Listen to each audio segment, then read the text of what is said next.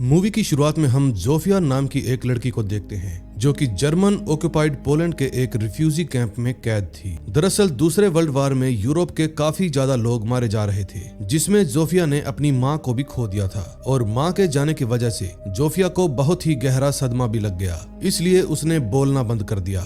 तभी हम जोफिया के अंकल लाजलो टोथ को देखते हैं। टोथ कुछ न कुछ करके यूरोप से निकल गया और अमेरिका में पहुंच गया। अमेरिका पहुंचकर टोथ बहुत ही ज्यादा खुश था क्योंकि अब उसकी जान को कोई भी खतरा नहीं था और अब वो अपनी आगे की लाइफ बहुत ही आराम से अमेरिका में गुजार सकता था। फिर टोथ इसी खुशी में एक बार में चला जाता है और उस रात लड़कियों के साथ काफी मजे भी करता है। फिर अगले दिन टोथ अपने एक चचेरे भाई एटिला के पास चला जाता है। ये दोनों ही भाई काफी समय बाद एक दूसरे से मिल रहे थे, इसलिए दोनों एक दूसरे से मिलकर काफी ज्यादा खुश भी थे। फिर एटिला टोथ को बताता है कि एलिजाबेथ अभी भी जिंदा है। दरअसल एलिजाबेथ टोथ की पत्नी है और ये बात जानकर टोथ बहुत ही खुश हो जाता है। फिर एटिला टोथ को अपनी फर्नीचर वर्कशॉप में लेकर जाता है और अपने काम के बारे में भी बताता है। तभी हम एटिला की पत्नी ऑड्रे को देखते हैं जो कि एटिला के साथ मिलकर ही अपनी दुकान को संभाला करती थी। फिर टोथ एटिला से पूछता है कि तुमने अपनी दुकान के आगे मिलर और सन क्यों लिखा है। फिर एटिला टोथ को बताता है कि अमेरिका में आने के बाद मैंने अपना धर्म बदल लिया और अब मैं एक यहूदी नहीं हूँ और यहाँ के लोगों को फैमिली बिजनेस ज्यादा पसंद है, इसीलिए मैंने मेरी दुकान का नाम मिलर एंड सन रख लिया। एटिला की बात सुनकर टोथ हंसने लगता है क्योंकि उसने ऐसी बिल्कुल भी उम्मीद नहीं की थी। फिर एटिला टोथ से पूछता है कि तुम्हें हमारी वर्कशॉप के फर्नीचर कैसे लगे। फिर टोथ एटिला को सच सच बता देता है कि तुम्हारी दुकान के फर्नीचर में कुछ भी खास नहीं है। सच जानकर एटिला टोथ को कुछ भी नहीं कहता क्योंकि उसको पता था कि उसके फर्नीचर सच में खास नहीं है। फिर वो टोथ को उसका रूम दिखाने के लिए ले जाता है जो कि बहुत ही छोटा था, लेकिन टोथ इस बात पर कोई भी सवाल नहीं उठाता क्योंकि टोथ पर एटिला के पहले ही बहुत ज्यादा एहसान थे। फिर रात को टोथ एक लाइन में जाकर लग जाता है जहाँ पर बेघर लोगों को खाना बांटा जा रहा था, लेकिन वो लाइन इतनी लंबी थी कि टोथ की बारी आने से पहले ही खाना खत्म हो जाता है। टोथ के आगे एक गॉर्डन नाम का आदमी था जिसके साथ उसका बच्चा भी था। फिर टोथ को उसके बच्चे के लिए काफी ज्यादा बुरा लगता है क्योंकि आज इस बच्चे को भूखा ही सोना पड़ेगा। फिर वो गॉर्डन को कहता है कि कल सुबह मैं जल्दी आकर तुम्हारी जगह रोक लूंगा, जिसके बाद टोथ एटिला के साथ उसकी वर्कशॉप में काम करने लग जाता है। वो फर्नीचर के बहुत ही अलग अलग डिजाइन बनाता है, जिसमें से एक डिजाइन एटिला अपनी दुकान के बाहर भी सजा देता है जो कि दिखने में काफी ज्यादा यूनिक था, लेकिन ऑड्रे को वो ज्यादा पसंद नहीं था। लेकिन फिर भी वो टोथ के कहने पर उसको दुकान के बाहर ही पड़ा रहने देती है। अगले दिन जब टोथ काम के लिए रेडी हो रहा था तो उसके पास एटिला आता है और बताता है कि आज हमारी शॉप में एक कस्टमर आया है, उसने पहले भी कई बार हमसे काम करवाया है, इसलिए ये हमारे लिए एक दूसरा मौका है। फिर एटिला टोथ को कस्टमर के पास ले जाता है जिसका नाम हैरी है। हैरी एटिला से कहता है कि मैं मेरे डैड की पुरानी लाइब्रेरी को दोबारा से रेनोवेट करवाना चाहता हूँ। फिर हैरी टोथ और एटिला को अपने घर पर ले जाता है जो कि देखने में काफी ज्यादा आलीशान था। फिर हैरी उन दोनों को अपने डैड की लाइब्रेरी दिखाता है। टोथ उस लाइब्रेरी को बहुत ही ध्यान से देखता है और हैरी को कहता है कि तुम्हारे डैड की लाइब्रेरी बहुत ही ज्यादा बड़ी है और इसको रेनोवेट करने के लिए मटेरियल भी बहुत ज्यादा लगने वाला है। टोथ की बात सुनकर हैरी उसको कहता है कि मैं तुम्हें इस लाइब्रेरी को रेनोवेट करने के लिए $1000 दे सकता हूँ और तुम्हें ये काम अगले फ्राइडे से पहले ही खत्म करना होगा क्योंकि मैं और मेरी बहन मैगी डैड को उनकी लाइब्रेरी रेनोवेट करवा के सरप्राइज देना चाहते हैं। हैरी की बात सुनकर टोथ उसको कहता है कि अगर तुम्हें अगले फ्राइडे से पहले ही काम पूरा चाहिए तो इसके लिए ज्यादा वर्कर्स की जरूरत पड़ने वाली है, इसलिए कम से कम 2000 का खर्चा आएगा। हैरी भी टोथ को 2000 देने के लिए मान जाता है, जिसके बाद टोथ एटिला और ऑड्रे तीनों ही रात में मिलकर पार्टी करते हैं क्योंकि टोथ ने हैरी के साथ $2000 में ये डील डन कर दी थी। फिर एटिला टोथ को कहता है कि अगर मैं होता तो $450 में ही मान जाता। फिर वो तीनों ही मिलकर पूरी रात पार्टी करते हैं। फिर अगले ही दिन से वो तीनों पूरे जोरों शोरों से लाइब्रेरी को रेनोवेट करने का काम शुरू कर देते हैं। जिसके बाद जब लाइब्रेरी की कांच की छत को नीचे लाया जा रहा था तो उस वक्त एटिला के एक वर्कर से गलती हो जाती है और कांच की छत नीचे गिरकर टूट जाती है, लेकिन इस छत का एटिला और टोथ को कोई भी नुकसान नहीं भरना पड़ा क्योंकि इस छत के कांच में पहले से ही काफी सारे क्रैक आए हुए थे, इसलिए इसलिए वर्कर्स दोबारा से काम शुरू कर देते हैं। अब कुछ ही दिनों में अटीला और टोथ दोनों लाइब्रेरी के रेनोवेशन का काम पूरा कर देते हैं। टोथ ने लाइब्रेरी का थीम बहुत ही ज्यादा मॉडर्न रखा था और इसके जैसी लाइब्रेरी आज तक कहीं भी नहीं हुई। टोथ को भी अपनी लाइब्रेरी काफी ज्यादा पसंद आती है। फिर टोथ और अटीला दोनों एक दूसरे को गले से लगा लेते हैं, जिसके बाद उसी रात टोथ का दोस्त गॉर्डन बाहर से छत के कांच को इकट्ठा करने लगता है, लेकिन तभी वहाँ पर हैरी के डैड हैरिसन आ जाते हैं और वो जब अंदर जाते हैं तो अपने घर के बिखरे हुए सामान को देखकर बहुत ही ज्यादा गुस्सा हो जाते हैं। फिर वो गुस्से में टोथ और अटीला पर चिल्लाने लगते हैं और पूछते हैं कि तुम दोनों हो कौन और मेरे घर पर क्या कर रहे हो। फिर अटीला हैरिसन को कहता है कि हमने आपकी लाइब्रेरी को रेनोवेट किया है क्योंकि आपका बेटा हैरी हमसे आपकी लाइब्रेरी रेनोवेट करवाना चाहता था और आपको सरप्राइज देना चाहता था। जैसे ही हैरिसन लाइब्रेरी का नाम सुनता है तो वो जल्दी से अपनी लाइब्रेरी को देखने के लिए जाता है। हैरिसन देखता है कि लाइब्रेरी की पूरी बुक्स इधर उधर बिखरी पड़ी है और ये देखकर हैरिसन को काफी ज्यादा गुस्सा भी आ जाता है। फिर वो टोथ और अटीला को कहता है कि गाड़ी में मेरी बीमार माँ बैठी हुई है क्योंकि उनको अंदर आना है, लेकिन घर के अंदर सारा सामान इधर उधर बिखरा पड़ा है। फिर टोथ हैरिसन को कहता है कि हमने हमारा काम कर दिया है और इतना कहने के बाद टोथ और अटीला वहाँ से चले जाते हैं। अगले दिन जब टोथ अपने स्टोर रूम में सोया हुआ था तो अटीला जल्दी से आकर टोथ को उठाता है और बताता है कि हैरी ने हमारे पैसे देने से साफ साफ इनकार कर दिया है। ये जानकर टोथ काफी ज्यादा हैरान रह जाता है। फिर टोथ अटीला को कहता है तो फिर हमारे मटेरियल के पैसों का क्या हुआ। फिर अटीला टोथ को बताता है कि हैरी ने कहा है कि हमने उसकी प्रॉपर्टी को नुकसान पहुंचाया है, इसलिए वो हमें हमारे मटेरियल के पैसे भी नहीं देगा। फिर अटीला टोथ पर ही सारा इल्जाम थोप देता है और कहता है कि तुमने तो मेरा एक क्लाइंट ही भगा दिया और तुम्हारी वजह से मेरा बहुत ज्यादा नुकसान भी हो गया। और हाँ, ऑड्रे ने मुझे बताया है कि तुम उस पर लाइन भी मार रहे थे। फिर अटीला टोथ को अपने घर से निकाल देता है, जिसके बाद टोथ दोबारा से बेघर हो जाता है और बेघर लोगों की जगह पर जाकर रहना शुरू कर देता है। उस जगह गॉर्डन और उसका बेटा भी रहा करते थे और वक्त के साथ साथ टोथ नशा भी करना शुरू कर देता है और एक दिन ऐसा करते हुए उसको गॉर्डन देख लेता है। अब वो टोथ को कुछ कह पाता इससे पहले ही टोथ गॉर्डन को कहता है कि ये मैं दर्द से बचने के लिए लेता हूँ और इतना सुनने के बाद गॉर्डन वहाँ से चला जाता है। फिर गॉर्डन और टोथ दोनों काम पर चले जाते हैं, लेकिन काम पर उससे मिलने के लिए दोबारा से हैरिसन आता है। वो टोथ को पहचान ही नहीं पाता क्योंकि उसको टोथ को देखे हुए काफी वक्त बीत गया था और अब टोथ की दाढ़ी भी बढ़ गई थी। फिर हैरिसन टोथ को कहता है कि मैं तुम्हें अपने साथ लंच पर लेकर जाना चाहता हूँ। हैरिसन की बात सुनकर टोथ उसको कहता है कि अभी मैं काम पर हूँ और मैनेजर मुझे छुट्टी नहीं देगा। फिर हैरिसन टोथ को कहता है कि मैं अपने आप तुम्हारे मैनेजर से बात कर लूंगा। फिर टोथ हैरिसन के साथ लंच करने के लिए चला जाता है। एक रेस्टोरेंट में जाकर हैरिसन टोथ को एक मैगजीन दिखाता है जिसके अंदर टोथ ने जो हैरिसन की लाइब्रेरी बनाई थी उसकी फोटो लगी हुई थी, जिसके अमेरिका में काफी ज्यादा चर्चे हो रहे थे। फिर हैरिसन टोथ को कहता है कि उस दिन जो हुआ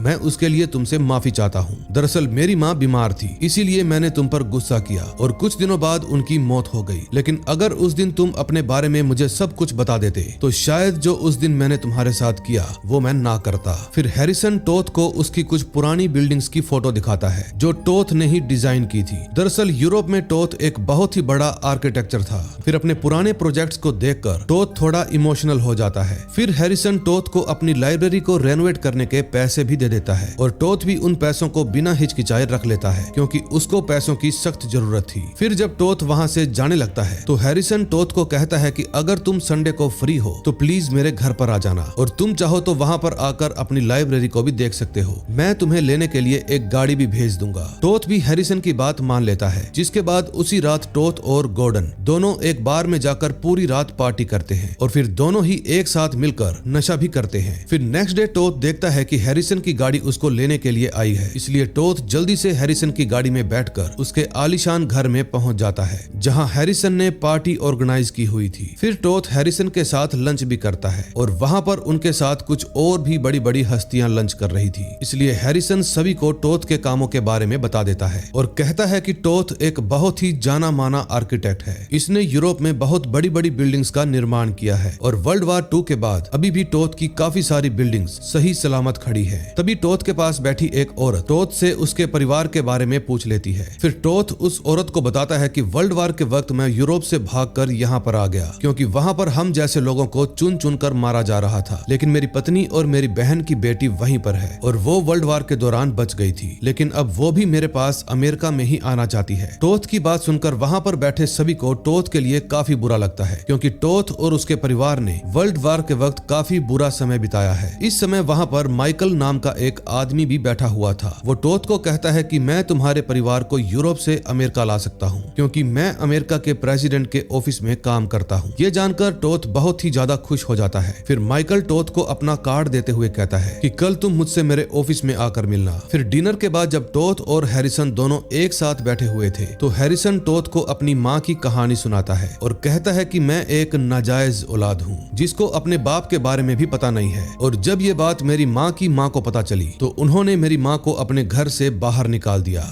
फिर मेरी माँ ने मुझे अकेले ही बड़ा किया और जब मैं बड़ा हुआ तो मेरी पहली ही कंपनी ने मुझे बहुत ज्यादा अमीर बना दिया। ये देखकर मेरी माँ के माता पिता भी पैसे के लिए हमारे करीब आने लगे, लेकिन मेरी माँ इस बात को समझ नहीं पाई। फिर मेरी माँ ने अपने माँ बाप को कुछ पैसों का सहारा देने के लिए कहा क्योंकि उन्हें लग रहा था कि वो बीमार है, लेकिन मुझे सब कुछ पता था कि वो नाटक कर रहे हैं। इसलिए मैं मेरे नाना नानी के घर पर चला गया। वहाँ जाकर मैंने उनको $25,000 का चेक दे दिया, जिसको लेकर वो बहुत ही ज्यादा खुश हो गए। लेकिन जब मैंने उनसे पूछा कि आप इन पैसों का क्या करने वाले हो तो वो दोनों ही अजीब अजीब से जवाब देने लगे। जिसके बाद जब मैं घर के बाहर आया तो वो पीछे से आकर मुझे कहने लगे कि तुमने तो इस चेक पर साइन ही नहीं किए। फिर मैंने उनको कहा कि मैंने आपके चेक पर साइन इसलिए नहीं किए क्योंकि जब मैंने आपसे पूछा था कि आप इन पैसों का क्या करने वाले हो तब आपने मुझे कोई भी अच्छा जवाब नहीं दिया। फिर वो दोनों ही मेरे आगे रोने गिड़गिड़ाने लगे, इसलिए मैंने उनके सामने ही एक $500 का चेक साइन किया और उनको दे दिया क्योंकि मैं अपनी माँ से प्यार करता था और उनके लिए कुछ भी कर सकता था। हैरिसन की कहानी सुनकर टोथ उसको कहता है कि तुमने बिल्कुल सही किया। फिर हैरिसन पार्टी में आए हुए गेस्ट को अपने साथ एक पहाड़ की चोटी पर ले जाता है और वहाँ जाकर हैरिसन सभी को बताता है कि जिस जगह पर आप लोग खड़े हैं यहाँ पर मैं एक कम्युनिटी सेंटर बनाने वाला हूँ जो कि मेरी माँ की याद में होगा। फिर हैरिसन टोथ के पास जाता है और कहता है कि इस कम्युनिटी सेंटर के आर्किटेक्ट तुम ही बनोगे। पहले तो टोथ हैरिसन का प्रोजेक्ट लेने से इनकार कर देता है क्योंकि उसके लिए ये प्रोजेक्ट बहुत ही ज्यादा बड़ा था, लेकिन हैरिसन के जोर देने पर टोथ कम्युनिटी सेंटर बनाने के लिए हाँ कह देता है। ये देखकर हैरिसन बहुत ही ज्यादा खुश हो जाता है। तभी रात को मैगी टोथ के पास आती है और उसको कहती है कि आज रात हमने आपके रहने का इंतजाम यहीं पर कर दिया है और कल हम आपका सारा सामान भी मंगवा लेंगे और आज से आपको प्रोजेक्ट पूरा होने तक यहीं पर रहना होगा। फिर टोथ सोने के लिए चला जाता है। अगले दिन सुबह टोथ उठने के बाद हैरिसन से मिलने के लिए चला जाता है। दरअसल हैरिसन ने कल रात अपने सपने में एक कम्युनिटी सेंटर देखा था और इसीलिए वो ठीक वैसा ही कम्युनिटी सेंटर बनवाना चाहता था जिसके अंदर एक जिम, थिएटर, लाइब्रेरी और चौपाल हो। फिर टोथ हैरिसन की सभी बातों को अपनी डायरी में नोट कर लेता है और हैरिसन को बताता है कि इन सब को बनाने के लिए बहुत ज्यादा पैसा खर्च होगा। टोथ की बात सुनकर हैरिसन उसको कहता है कि तुम खर्चे की चिंता मत करो, वो काम मेरा है। फिर अगले दिन टोथ हैरी और माइकल से मिलता है। हैरी टोथ को कहता है कि हमने कम्युनिटी सेंटर के लिए $8.5 लाख का बजट रखा है, जो ज्यादा तो नहीं है लेकिन कम भी नहीं है। हैरी की बात सुनकर टोथ को भी लगता है कि इतने पैसों में कम्युनिटी सेंटर का काम हो जाएगा, इसलिए टोथ अगले ही दिन से कम्युनिटी सेंटर के प्रोजेक्ट के काम पर लग जाता है। सबसे पहले वो कम्युनिटी सेंटर को पन्नों पर उतारता है और फिर उसके बाद वो एक डेमो प्रोजेक्ट तैयार करता है जो कि बहुत ही ज्यादा यूनिक और मॉडर्न था। फिर टोथ उस डेमो को हैरिसन के पास लेकर जाता है और उसको अपने डेमो कम्युनिटी सेंटर के बारे में सब कुछ बताता है डिटेल से। उस वक्त वहाँ पर हैरी भी मौजूद था, लेकिन हैरी को टोथ का बनाया हुआ डेमो बिल्कुल भी पसंद नहीं आता क्योंकि उसको टोथ की कारीगरी कुछ समझ में नहीं आ रही थी। फिर हैरिसन टोथ को कहता है कि मुझे तुम्हारा प्रोजेक्ट पसंद है और वहाँ पर खड़ी मैगी को भी टोथ का ये डेमो काफी ज्यादा पसंद आता है। ये देखकर टोथ काफी ज्यादा खुश हो जाता है, लेकिन वहाँ पर एक और आर्किटेक्ट लेस्ली भी था जिसको हैरी ने यहाँ पर बुलाया था और वो आर्किटेक्ट भी पहले हैरिसन के लिए काम कर चुका है। जब वो भी टोथ का प्रोजेक्ट देखता है तो उसको भी समझ में नहीं आता क्योंकि उसको लग रहा था कि टोथ का प्रोजेक्ट उनके बजट से बाहर चला जाएगा। लेकिन टोथ सभी को समझाता है कि प्लीज मेरा विश्वास कीजिए, जब मैं इस प्रोजेक्ट को बनाऊंगा तो ये बजट से बिल्कुल भी बाहर नहीं जाएगा। ये बात सुनकर लेस्ली भी टोथ की बात मान लेता है क्योंकि वो भी यही चाहता था और अब से ये दोनों मिलकर इस प्रोजेक्ट पर काम करेंगे। फिर टोथ अपना प्रोजेक्ट लेकर अमेरिका के एक ईसाई कम्युनिटी के पास जाता है जो उसके कम्युनिटी सेंटर के डेमो को देखकर इनको थोड़ा फंड अरेंज करके देगी। फिर टोथ अपने डेमो डेमो को सभी लोगों के सामने समझाता है और ये डेमो सभी को काफी ज्यादा पसंद भी आता है। फिर वो कम्युनिटी टोथ को फंड देने के लिए मान जाती है। इसी मीटिंग के बाद कम्युनिटी सेंटर का काम जोरों शोरों से शुरू हो जाता है। टोथ भी अपना काम बहुत ही अच्छे से कर रहा था क्योंकि इसके लिए ये बहुत ही बड़ा प्रोजेक्ट था। फिर काम शुरू होने के कुछ ही दिनों बाद टोथ की पत्नी एलिजाबेथ और भांजी जोफिया दोनों ही अमेरिका आ जाती हैं। टोथ जब अपनी पत्नी और भांजी को इतने दिनों बाद देखता है तो वो बहुत ही ज्यादा खुश हो जाता है और इमोशनल हो जाता है क्योंकि उसको तो उम्मीद भी नहीं थी कि वो वर्ल्ड वार 2 के दौरान बच जाएंगी। एलिजाबेथ भी टोथ को देखकर काफी ज्यादा इमोशनल हो जाती है, लेकिन जब टोथ एलिजाबेथ को व्हील चेयर पर देखता है तो वो पूछता है कि तुम्हारे साथ क्या हुआ। टोथ की बात सुनकर एलिजाबेथ टोथ से माफी मांगती है क्योंकि एलिजाबेथ ने टोथ के पास जितने भी लेटर भेजे थे उनमें किसी में भी उसने अपने अपंग होने का जिक्र नहीं किया था। दरअसल वार के दौरान एलिजाबेथ को काफी चोटें आ गई थी जिनके कारण उसके पैरों की शक्ति चली गई और जोफिया की भी अपनी मां की मौत के बाद सदमे के कारण आवाज चली गई, लेकिन फिर भी टोथ उन दोनों को अपने साथ जिंदा देखकर काफी ज्यादा खुश होता है। फिर हैरिसन और टोथ की फैमिली रात का डिनर एक साथ बैठकर करते हैं। डिनर के टाइम हैरिसन एलिजाबेथ के बारे में जानने की कोशिश करता है क्योंकि एलिजाबेथ इंग्लिश काफी अच्छी बोल रही थी। फिर एलिजाबेथ हैरिसन को बताती है कि मैंने इंग्लैंड की ऑक्सफोर्ड यूनिवर्सिटी से पढ़ाई की है, इसलिए मेरी इंग्लिश तो अच्छी होगी ही। फिर पढ़ाई के बाद मैंने यूरोप के एक बहुत ही बड़े न्यूज़पेपर के लिए भी काम किया। एलिजाबेथ की क्वालिफिकेशन जानकर हैरिसन काफी ज्यादा इम्प्रेस हो जाता है, लेकिन फिर वो टोथ की भांजी जोफिया पर लाइन मारने की कोशिश करता है जो टोथ को बिल्कुल भी पसंद नहीं आता। उस वक्त तो टोथ हैरी को कुछ भी नहीं कहता, लेकिन डिनर के बाद हैरिसन टोथ को मिलता है तो टोथ को कम्युनिटी सेंटर का नक्शा दिखाते हुए कहता है कि लेस्ली ने अपने एक आर्किटेक्ट दोस्त से हमारे कम्युनिटी सेंटर के नक्शे में कुछ बदलाव करवाए हैं जिससे हमारा खर्च कम होगा। टोथ को ये जानकर लेस्ली पर गुस्सा आने लगता है क्योंकि टोथ उस कम्युनिटी सेंटर को ठीक वैसा ही बनाना चाहता था जैसे उसने उसको डिजाइन किया था, लेकिन हैरिसन चाहता था कि कम खर्च में बढ़िया बिल्डिंग बन जाए। फिर रात को टोथ जोफिया को अपने कमरे में छोड़कर आता है। टोथ ने जोफिया के कमरे में बहुत सारे खिलौने भी रखे हुए थे क्योंकि उसने जोफिया को आज से करीब 5 साल पहले देखा था जब वो छोटी हुआ करती थी, लेकिन अब जोफिया बड़ी हो गई थी। फिर टोथ जोफिया को उसके कमरे में छोड़कर वापस अपने कमरे में सोने के लिए आ जाता है। उस रात एलिजाबेथ टोथ को कहती है कि मुझे पता है कि मेरी गैर मौजूदगी में तुमने और औरतों के साथ भी टाइम बिताया होगा, लेकिन मैं तुम्हें बिल्कुल भी गलत नहीं कहूंगी क्योंकि वो शायद तुम्हारी जरूरत थी। फिर एलिजाबेथ टोथ को कहती है कि अब तुम मुझसे प्यार कर सकते हो, लेकिन टोथ ऐसा करने से साफ साफ इनकार कर देता है क्योंकि एलिजाबेथ का आधा शरीर बिल्कुल भी काम नहीं कर रहा था। फिर टोथ एलिजाबेथ को कहता है कि कल मैं तुम्हें एक स्पेशलिस्ट के पास लेकर जाऊंगा जो शायद तुम्हें ठीक कर सकता है। फिर नेक्स्ट डे जब जोफिया एलिजाबेथ को नहला रही थी तो उस समय बाहर टोथ भी खड़ा था। फिर एलिजाबेथ टोथ को कहती है कि आज मैं और जोफिया दोनों अटीला से मिलने के लिए शहर जा रहे हैं, लेकिन टोथ एलिजाबेथ की बात सुनकर उसको अटीला के बारे में कुछ भी नहीं बताता कि उसने मुझे धक्के मारकर अपने घर से निकाल दिया था। फिर जब वो दोनों शहर जा रही थी तो रास्ते में हैरिसन भी उनको रोक लेता है और जब पूछने पर उसको पता चलता है कि ये दोनों शहर जा रही हैं, तो हैरिसन उनको कहता है कि मैं भी शहर ही जा रहा हूँ और फिर हैरिसन उन दोनों को अपनी गाड़ी में बिठा लेता है। रास्ते में जाते समय हैरिसन एलिजाबेथ को कहता है कि मैं न्यूयॉर्क में एक आदमी को जानता हूँ जो एक बहुत ही बड़ी न्यूज़पेपर कंपनी का मालिक है, मैं उसको कहकर तुम्हें वहाँ पर काम दिलवा सकता हूँ। हैरिसन की बात सुनकर एलिजाबेथ काफी खुश हो जाती है क्योंकि उसको इस समय काम की बहुत सख्त जरूरत थी। दूसरी तरफ टोथ लेस्ली के पास जाता है और उस पर बहुत ज्यादा गुस्सा करता है क्योंकि उसका दोस्त जिम जो खुद एक आर्किटेक्ट है उसने टोथ के बनाए हुए कम्युनिटी सेंटर के नक्शे में बदलाव किया था जिसने कम्युनिटी सेंटर की दीवारें काफी हद तक छोटी कर दी थी और ये बात टोथ को बिल्कुल भी पसंद नहीं आई। टोथ की बात सुनकर लेस्ली उसको समझाता है कि मैंने किसी जिम को तुम्हारा नक्शा बदलने के लिए नहीं कहा,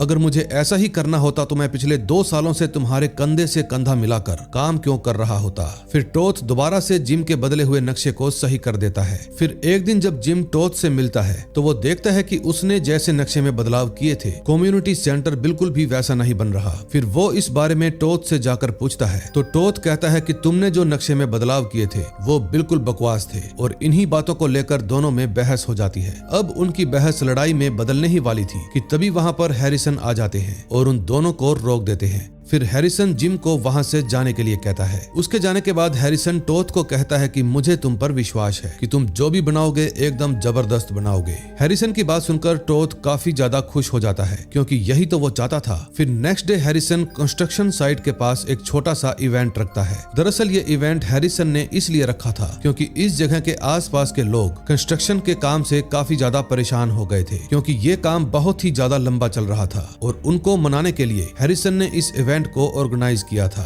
इस इवेंट के अंदर हैरिसन और टोथ की फैमिली एक साथ फोटो खिंचवाते हैं। फिर इवेंट के बाद टोथ जब गॉर्डन के साथ खड़ा था तभी वहाँ पर हैरी भी आ जाता है और टोथ से बात करने के लिए उसको दूसरी साइड ले जाता है। फिर हैरी टोथ को कहता है कि तुम्हारी भांजी जोफिया की वजह से हमारे मेहमान नाराज हो रहे हैं क्योंकि जोफिया बहुत ही ज्यादा सुंदर है और हमारे मेहमान उससे बात करना चाहते हैं लेकिन वो किसी से भी बात नहीं कर रही और मैं भी उससे दोस्ती करना चाहता हूँ। टोथ को हैरी की बात सुनकर उस पर बहुत ही ज्यादा गुस्सा आता है लेकिन वो इस वक्त हैरी को कुछ भी नहीं कहता क्योंकि अगर उसने इस वक्त हैरी को कुछ कहा तो बात काफी बढ़ सकती है और फिर उसको इस प्रोजेक्ट से लात मारकर बाहर भी निकाला जा सकता है। फिर हैरी वहाँ से सीधा जोफिया के पास जाता है और कहता है कि मैं तुमसे दोस्ती करना चाहता हूँ लेकिन जोफिया तो अभी भी हैरी की बातों का जवाब नहीं दे रही थी। दूसरी तरफ एलिजाबेथ, हैरिसन और मैगी एक साथ काफी घुल मिल गई थी। मैगी एलिजाबेथ को अपने पिता का एक पुराना किस्सा सुनाती है जिसको सुनकर एलिजाबेथ को बहुत ही ज्यादा हंसी आती है। फिर थोड़ी ही देर बाद जोफिया भी वहाँ पर आ जाती है जिसके बाद टोथ, एलिजाबेथ और जोफिया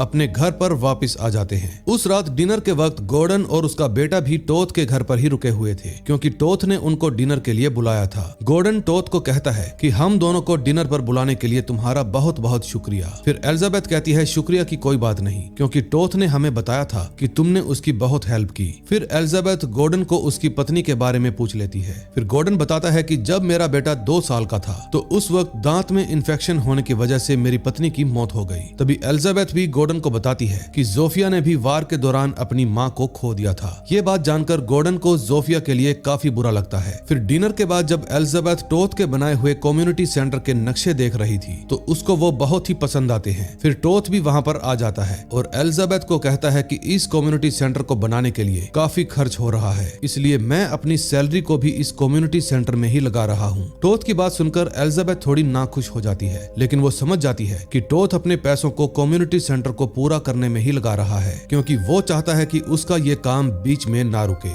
फिर रात को जब टोथ और एलिजाबेथ सो रहे थे तो एलिजाबेथ के कमर के निचले हिस्से में दर्द शुरू हो जाता है और वो दर्द इतना ज्यादा था कि एलिजाबेथ सहन ही नहीं कर पाती और जोर जोर से चिल्लाने लगती है। तभी एलिजाबेथ टोथ को कहती है कि जल्दी से जोफिया को बुला कर लाओ क्योंकि उसके पास दवाई है। टोथ भी ठीक ऐसा ही करता है, वो जोफिया को जल्दी से बुला लाता है और जोफिया एलिजाबेथ को अपने पास रखी हुई दवाई देती है। तभी अगले दिन हम हैरिसन को देखते हैं जो बहुत ही ज्यादा गुस्से में लग रहा था क्योंकि उसकी एक पूरी की पूरी माल से भरी हुई ट्रेन ब्लास्ट हो गई थी जिसके अंदर उसका बहुत सारा नुकसान हो गया और इसी के साथ उसके कुछ लोग घायल भी हो गए। अब हैरिसन को डर था कि न्यूज़पेपर में उसके कम्युनिटी सेंटर के बारे में बहुत सारी अफवाहें उड़ेगी और ये बात उसको अंदर ही अंदर से खाए जा रही थी। तभी वहाँ पर टोथ भी आ जाता है और हैरिसन को समझाने की कोशिश करता है लेकिन हैरिसन टोथ की एक भी बात नहीं सुनता। वो टोथ को कहता है कि अब मैं कम्युनिटी सेंटर के कंस्ट्रक्शन के काम को रोक रहा हूँ और ये बात सुनकर टोथ काफी ज्यादा परेशान हो जाता है क्योंकि अब इस सेंटर में काम कर रहे बहुत सारे लोग फिर से बेरोजगार हो जाएंगे। फिर गुस्से में टोथ अपने घर आता है और घर का सारा सामान इधर उधर फेंकने लगता है। ये देखकर एलिजाबेथ भी वहाँ पर आ जाती है और टोथ को कहती है कि इसमें तुम खुद को दोष मत दो, इसमें तुम्हारी कोई गलती नहीं है, तुमने तो अपनी सैलरी भी इस प्रोजेक्ट को पूरा करने में लगा दी। मुझे लगता है कि तुम्हें हैरिसन के पास दोबारा से जाकर बात करनी चाहिए। लेकिन टोथ इतना ज्यादा गुस्से में था कि वो एलिजाबेथ की एक भी बात को ध्यान से नहीं सुनता। फिर वो एलिजाबेथ को कहता है कि अब सब कुछ खत्म हो गया है और इतना कहने के बाद टोथ वहाँ से चला जाता है। अब कहानी कुछ साल आगे जाती है जहाँ हम देखते हैं कि टोथ अब न्यूयॉर्क की एक कंपनी में काम करता है। एक दिन टोथ से मिलने के लिए माइकल आता है। अब माइकल क्यों आया था ये हमें आगे पता चलेगा।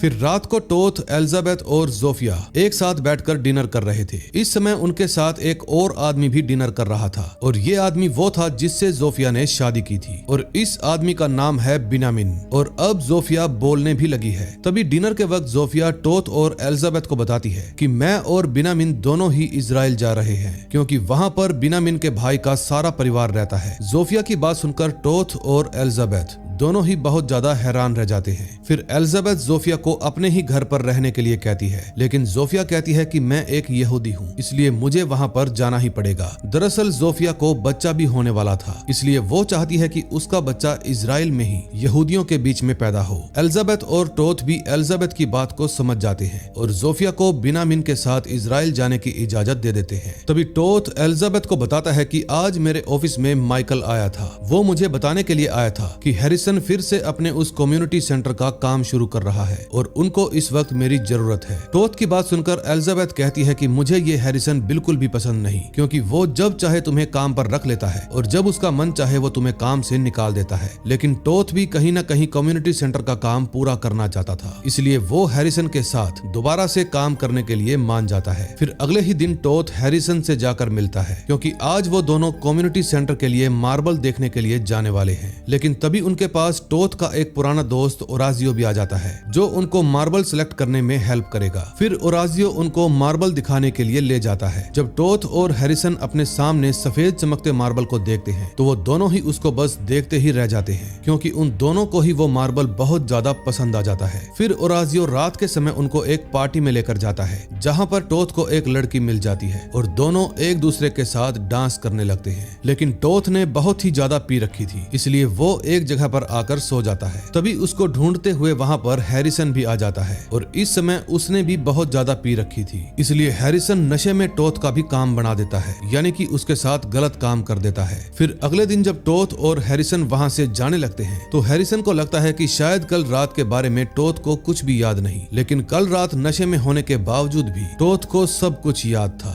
लेकिन वो इस बारे में हैरिसन से कोई भी बात नहीं करता। फिर टोथ दोबारा से कम्युनिटी सेंटर के काम पर लग जाता है। तभी एक दिन एक वर्कर उस कंस्ट्रक्शन साइट पर चिनअप कर रहा था और उस आदमी के आसपास काफी भीड़ भी लगी हुई थी। फिर टोथ भी उस भीड़ को देखकर वहां पर चला जाता है और उस आदमी पर बहुत ज्यादा गुस्सा करता है, क्योंकि अगर उसके लटकने से एक भी लोहे की पाइप नीचे गिरी तो ऊपर वाला सारा ढांचा नीचे गिर जाएगा, जिसमें काफी सारे लोग मारे जा सकते हैं। तभी कुछ ही देर बाद गॉर्डन भी एलिजाबेथ के साथ वहां पर आ जाता है। फिर जब एलिजाबेथ टोथ को गुस्से में देखती है तो वो गॉर्डन को कहती है कि तुम जाकर टोथ को चुप करवाओ। और जब गॉर्डन टोथ को चुप करवाने की कोशिश करता है तो टोथ उल्टा गॉर्डन पर ही गुस्सा करने लगता है और उसको खरी खोटी सुना देता है। फिर जब टोथ एलिजाबेथ को वहां से ले जाने लगता है तो जिम वहां पर आता है और टोथ को किसी काम से रोकने लगता है, लेकिन टोथ उसको भी नहीं छोड़ता और जिम की भी अच्छे से बेइज्जती कर देता है। फिर जब टोथ अपनी गाड़ी में एलिजाबेथ को घर लेकर जा रहा था तो एलिजाबेथ टोथ को कहती है कि गॉर्डन और उस वर्कर पर ऐसे चिल्लाना नहीं चाहिए था तुम्हें। आखिर तुम्हें हो क्या गया है? क्या तुम घमंडी हो गए हो? फिर एलिजाबेथ टोथ को कहती है कि तुम अटीला के पास भी नहीं रहते थे। अटीला का नाम सुनकर टोथ एलिजाबेथ को सब कुछ सच सच बता देता है और कहता है कि अटीला ने मुझे अपने घर से धक्के मारकर निकाल दिया था और उसकी पत्नी ऑड्रे ने मुझ पर झूठा इल्जाम लगाया कि मैं उस पर लाइन मारता हूँ, लेकिन मैंने ऐसा कुछ भी नहीं किया। उसने ऐसा इसलिए किया था क्योंकि वो हम जैसे यहूदियों से नफरत करती है। इस देश में कैथोलिक लोग हम यहूदियों से नफरत करते हैं और हमें यहाँ से भगाना चाहते हैं। टोथ की बात सुनकर एलिजाबेथ शांत हो जाती है, क्योंकि उसको टोथ के गुस्से का कारण समझ में आ गया था। तभी रात को जब टोथ और एलिजाबेथ सो रहे थे तो एलिजाबेथ को दोबारा से दर्द होने लगता है और एलिजाबेथ को इतना ज्यादा दर्द हो रहा था कि वो फिर से जोर जोर से चिल्लाने लगती है। अब जोफिया भी वहाँ पर नहीं थी, क्योंकि वो अपने पति के साथ इजराइल चली गई थी, इसलिए अब टोथ को ही एलिजाबेथ को संभालना था। फिर जब टोथ एलिजाबेथ की दवा देखता है तो उसको पता चलता है कि एलिजाबेथ की गोलियां खत्म हो गई है और ये देखकर टोथ बहुत ही ज्यादा घबरा जाता है, क्योंकि एलिजाबेथ का दर्द उसके बर्दाश्त से बाहर था। तभी टोथ को याद आता है कि उसके पास कुछ नशा पड़ा है, इसलिए वो उसका इंजेक्शन भरकर एलिजाबेथ को लगा देता है, जिसके कुछ ही मिनटों बाद एलिजाबेथ का दर्द गायब हो जाता है। फिर बातों ही बातों में वो दोनों एक दूसरे के काफी करीब आ जाते हैं। फिर नेक्स्ट डे टोथ देखता है कि नशे की डोज ज्यादा हो जाने के कारण एलिजाबेथ की हालत खराब हो गई है। फिर टोथ जल्दी से एलिजाबेथ को हॉस्पिटल लेकर जाता है ताकि वहाँ पर उसका इलाज करवा सके। अब हॉस्पिटल में आने के बाद एलिजाबेथ काफी हद तक ठीक हो गई थी और उसको ये भी पता चल गया था कि टोथ ने उसको नशा दिया था, लेकिन वो टोथ को कुछ भी नहीं कहती, क्योंकि टोथ ने उसका दर्द ठीक करने के लिए ही ऐसा किया था। फिर वो कहती है कि ये जगह सच में हम जैसों के लिए नहीं है, इसलिए मैं भी जोफिया के पास जा रही हूँ और मरने से पहले दादी बनने का सुख भोगना चाहती हूँ। फिर टोथ भी एलिजाबेथ को बता देता है कि हैरिसन ने मेरा काम बना दिया था, यानी कि मेरे साथ उल्टा काम कर दिया। ये बात जानकर एलिजाबेथ गुस्से में हैरिसन के पास जाती है। उस वक्त हैरिसन के साथ काफी बड़े बड़े लोग बैठे हुए थे। तभी एलिजाबेथ हैरिसन को देखते ही उसको रेपिस्ट कहकर बुलाती है और कहती है कि तुमने मेरे पति का इज्जत का खजाना लूट लिया। ये बात सुनकर हैरी को तो काफी ज्यादा गुस्सा आता है, लेकिन हैरिसन एलिजाबेथ की बात का कोई भी जवाब जवाब नहीं देता। फिर हैरी अपना आपा खो देता है और एलिजाबेथ को घसीटकर अपने घर से बाहर निकाल देता है, लेकिन तभी मैगी आकर एलिजाबेथ को संभालती है। फिर हैरी देखता है कि उसके डैड हैरिसन गायब हैं। फिर वो अपने डैड को हर जगह पर ढूंढता है, लेकिन हैरी को अपने डैड कहीं भी नहीं मिलते। अब इस बात से दो अंदाजे लगाए जा सकते हैं, एक कि हैरिसन शर्म के मारे सब कुछ छोड़कर कहीं चला गया है और दूसरा कि उसने खुद की जान ले ली। लेकिन मूवी में इस बात का कहीं भी कोई भी जिक्र नहीं किया गया। अब कहानी जाती है सीधा 1980 में और टोथ अब बूढ़ा हो गया है और उसके बनाए हुए डिजाइन अब पूरी दुनिया में मशहूर हो गए हैं। फिर कुछ समय बाद वहाँ पर आर्किटेक्चर बिएनेले इवेंट रखा जाता है, जो कि टोथ के कामों को याद करने के लिए ही रखा गया था। वहाँ पर जोफिया भी आई हुई थी, जो अब काफी बड़ी हो गई थी और अब उसको एक बेटी भी है। फिर इवेंट में जोफिया एक स्पीच देती है, जिसमें वो बताती है कि मेरे अंकल टोथ ने जो कम्युनिटी सेंटर बनाया था, वो उन्होंने नाजी कंस्ट्रक्शन कैंप की तरह बनाया था। वो कैंप जिसमें मैं और अंकल बंद थे। फिर जोफिया अपने अंकल टोथ की एक अच्छी बात भी बताती है कि मेरे अंकल हर बार मुझे एक ही बात समझाया करते थे कि दूसरे लोग तुम्हारे काम में कितनी भी टांग अड़ाएं, तुम्हें कुछ भी बुरा भला कहें या तुम्हें कुछ भी समझाने की कोशिश करे जो तुम्हें तुम्हारे काम से अलग करे, उस पर बिल्कुल भी ध्यान मत दो, क्योंकि असली मायने तुम्हारी मंजिल के हैं, सफर के नहीं। और इसी के साथ इस मूवी का एंड हो जाता है। दोस्तों, अगर आपको ये मूवी अच्छी लगी हो तो प्लीज वीडियो को लाइक करके चैनल को सब्सक्राइब कर दें और बेल आइकन दबाना मत भूलना, ताकि मैं कोई और वीडियो अपलोड करूं तो आपके पास नोटिफिकेशन आ जाए। तो हम मिलेंगे ऐसी ही और मजेदार मूवी के साथ। Till then, bye bye.